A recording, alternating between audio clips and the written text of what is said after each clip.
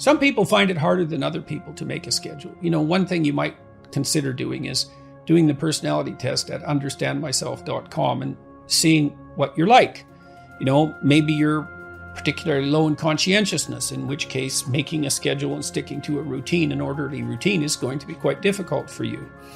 But that'll at least help you understand perhaps at least some of the problem. Maybe you're high in negative emotion or neuroticism, and so you worry too much about making a schedule, and that just stops you from doing it. I would say, well, first thing to do is, there's two things you could do. First of all, the first thing you might want to do is figure out why you want to make a schedule to begin with. So you talked about goals. Well, what is it that you want to accomplish? The Future Authoring Program at selfauthoring.com, another one of our websites, helps people make a detailed plan for the future. And so you can't really have a schedule without having a plan, because the activities you schedule should be intelligently related to goals you wish to achieve that are important to you. And so you need to have goals that you wish to achieve that are important to you, and you have to know what they are. And that's complicated, right? That's like a plan for your life. So it's very difficult. And so that's why we produced this exercise, which helps step you through the process of deciding what you want and need. There's a present authoring program there too that helps you identify your virtues and your faults. And part of your plan can involve capitalizing on those virtues and rectifying those faults. And so that can be an interesting addition to this process. But in any case, you have to figure out what you want. And then you have to figure out how to decompose what you want into actionable steps, right? And those would be the sorts of things that you could put in a schedule. Now, that would mean that your schedule would hypothetically consist of things that maybe you don't exactly want to do, although that would be good, but at least you understand the importance of doing and are therefore somewhat motivated to do. And then you need to break those steps down into small enough increments that you're highly likely to undertake them. So for example, this is a trivial example, maybe you have to do a report on a given topic for school, and you're not very good at that. Well, maybe you could go to the library one day and just check out the library. That might be enough. And then maybe you could go to the library and take out a book. And then maybe you could open the book and look through it. Those would be on different days. And then maybe you could sit down and read the first page of the book. And if you can't do that, then the first paragraph. You have to negotiate with yourself and figure out what the largest step you would take towards your goal is that you would take. And if you don't do it, then you make the step smaller and smaller until you find something that you would do. The next thing you need to do, potentially, is to familiarize yourself with a scheduler like Google Calendar. So the first thing to do is open it. And then maybe to figure out how to put in a task and then a repeating task. And might be a pretty simple one to begin with. It's like, well, why don't you list waking up and specify a time, or going to bed and specifying a time, an approximate time anyways, or put in the schedule when you eat.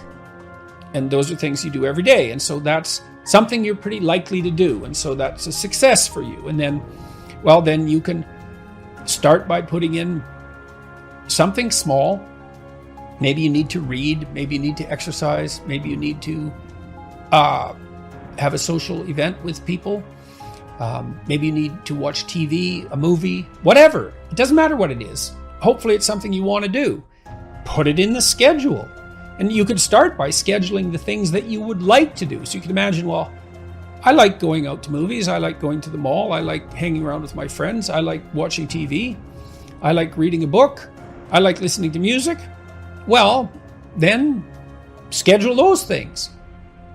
And so then you think, well, that means I'm forcing myself to do them. It's not that. It's that now you're allowing yourself time to do them, right? So the schedule becomes a means of you getting what you want instead of an external jailer who punishes you every time you deviate from requirement. So you have to make friends with the schedule, and the schedule has to be your friend, your ally. I shouldn't use that word, but you know what I mean. It should work for you and not against you. You're not generating an external tyrant. You are generating something that you could be held to, and that's be responsible to, and that's not necessarily a bad thing. It can be somewhat burdensome, but it's not necessarily a bad thing. But generally, you should approach it as if this is something that will help you get what you want.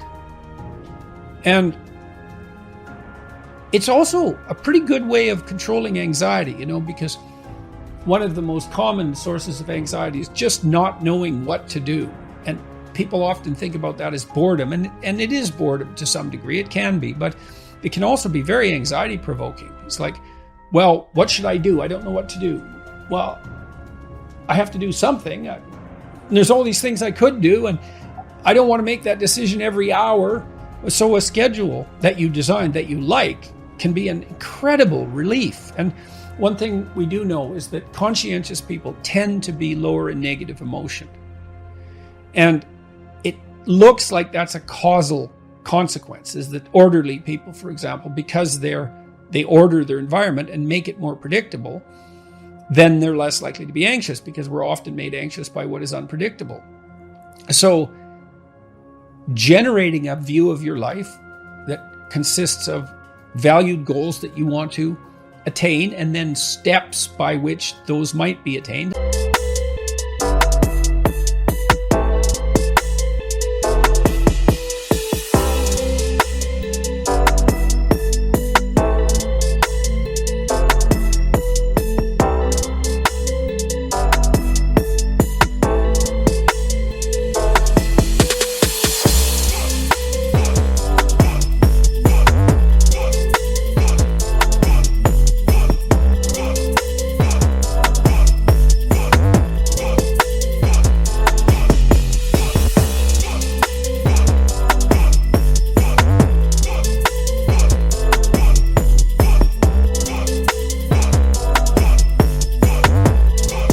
The future authoring program helps you figure all that out. Well, then you can ally that with a schedule. And then, not only do you know what you're doing, you know that what you're doing is moving you towards something you want, and that's rewarding. And having your time structured like that and attaining those goals is pleasurable and anxiety reducing. So, that's a pretty good deal, all things considered. And you can start stupid and slow. Like I said, just throw some things in that you're pretty likely to do, and fill in the schedule with broad strokes. And then as you get familiar with it and comfortable with it and maybe even happy with it, you can fill in the details and start to use it in a more sophisticated way. Everyone I know who's accomplished, almost everyone I know who's accomplished, does structure their time explicitly in that manner. They've learned to do that over the years. Now, not everyone does that. Really, really entrepreneurial people might have a harder time with it, especially if they're low in conscientiousness. But, and then with regard to the personality test, maybe you do a personality test, the personality test I mentioned, say, and you find out that you're agreeable but low in conscientiousness. Well, so it's going to be harder for you to stick to a schedule, but you do like to please other people, so that's one of the things that you could schedule. You'd be highly likely to do that. If you're extroverted, you could schedule time, socializing with people. If you're introverted, you could schedule time by yourself, walking in nature, for example, or doing whatever else it is that you might want to do by yourself. If you're open, you could schedule in creative time, and then you'd be motivated to do those things. So you're having a hard time disciplining yourself. That's par for the course. Like I said, really conscientious people are more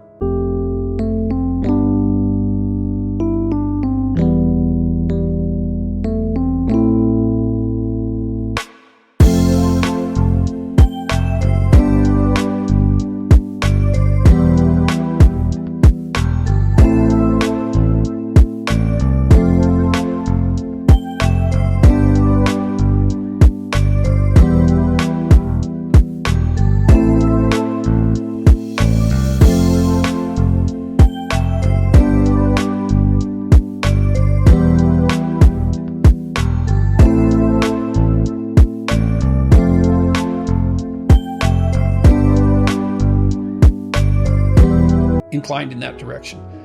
But it's hard to discipline yourself in relationship to a goal. It's like training a cart horse to pull a cart. It's difficult. And so you start with little things, and maybe little things that you want to do, and then you can proceed to harder things that you don't want to do so much, for their extrinsic or intrinsic utility, but you have to do them because they're related to something important. You'll get disciplined across time if you do that. And incremental improvement that's sustained is extremely powerful from the perspective of transformation.